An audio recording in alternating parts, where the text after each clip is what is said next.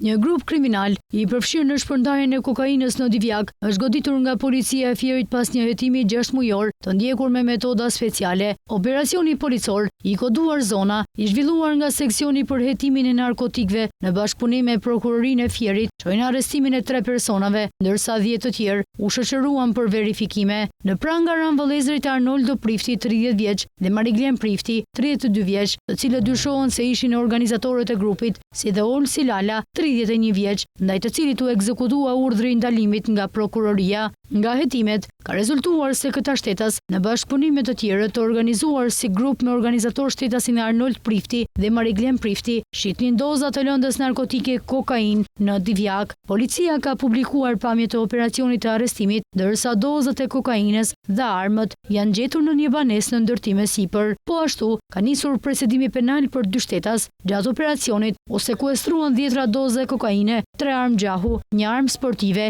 1 armë e ftohtë, municione luftarake, 2 peshore elektronike dhe shumë parash në euro dhe lek të dyshuar si të përfituara nga aktiviteti kriminal. Hetimet vijojnë për të individualizuar përgjegjësinë penale të personave të shoqëruar dhe për të identifikuar të gjithë anëtarët e grupit. Materialet procedurale i kaluan prokurorisë pranë gjykatës së shkallës së parë të jurisdiksionit të përgjithshëm Fier për veprime të mëtejshme.